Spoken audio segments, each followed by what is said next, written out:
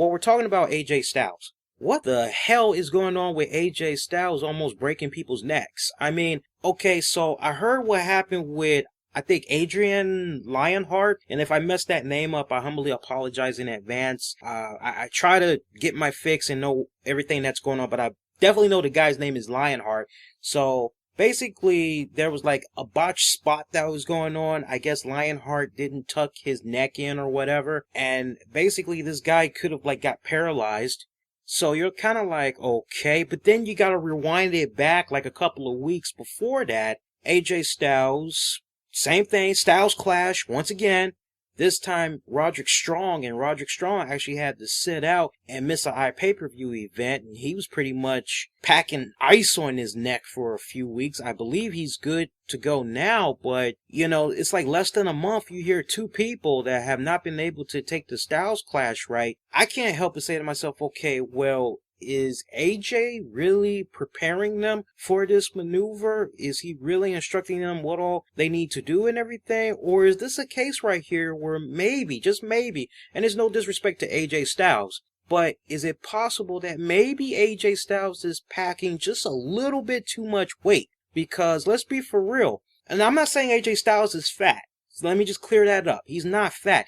He's thick. I mean, when you look at him, you can see his ribs, you can see a six-pack and everything. I mean, he's bulked up quite a bit in like the last 2 years. So for me, I can't help but kind of wonder if it's the extra weight, body mass that he has on him now that's possibly putting these guys at risk. Because if it was the AJ Styles from like 3 years ago, honestly, I think these guys would be able to take the Styles clash without any problems. What you guys take on that? Do you feel that AJ Styles has picked up just a little bit too much weight? Do you think he needs to shed it off a little bit so that his partners can be a little bit more protected when it comes to taking the Styles clash? Or do you guys think AJ Styles should remove the Styles clash altogether?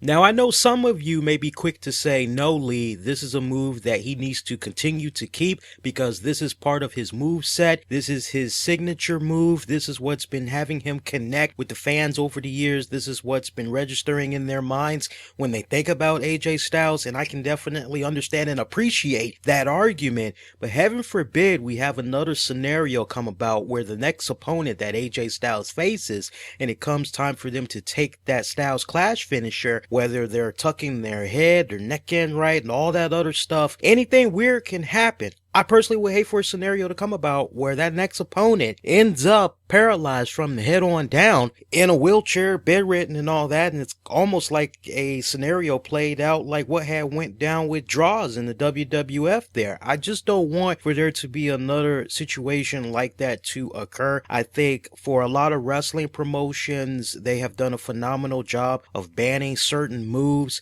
I know when you look at the WWE, when you look at TNA, when you just look at a lot of wrestling promotions, one of the like top 3 moves that they do not do altogether is the pile driver. Although I know from time to time when it comes to WrestleMania, Undertaker, he'll do it, but Undertaker has just built that reputation over all these years, and we're talking decades. He's like one of the safest people to work with when it comes to taking that pile driver. Kane is also another one.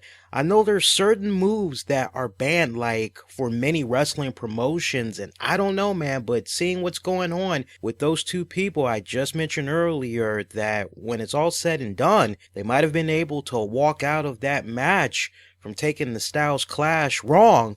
The next person might not be so lucky. So, you know, if I'm talking to AJ Styles right now, and hopefully fans of AJ Styles, or maybe the man himself, will listen to this, hopefully he'll actually take a step back and really analyze whether or not this move that he keeps doing is something that he should continue to do, since he's now in his late 30s and he's packing on a little bit more body mass. Maybe it's time for him to go with something that's a little bit more safer. And honestly, I think fans would be perfectly fine with him switching up his move set and going with a different finisher, because when it's all said and done, they're really just coming to see him, the opponent that he's taking on and all that. They just want to see a really good match, and I don't think a typical AJ Styles fan would crap all over AJ Styles and his match just because he didn't do the Styles Clash. I mean, seriously, if Triple H no longer did the pedigree, would that make him a crappy wrestler? Would that make his matches bad? If CM Punk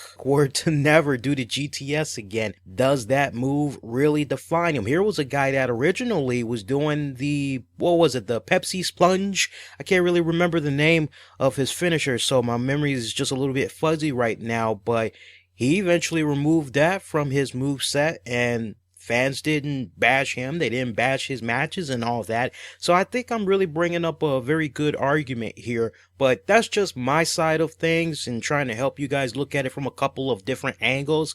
Go on ahead, post your comments down below, or find us out on Twitter at the RCWR Show, Facebook at Infinity One Productions, and let me know what you think about this. And depending on the number of comments that we're able to generate from all this discussion, we'll definitely follow up on what you all have to say on next week's Impact Showdown or our weekend edition of the RCWR Show.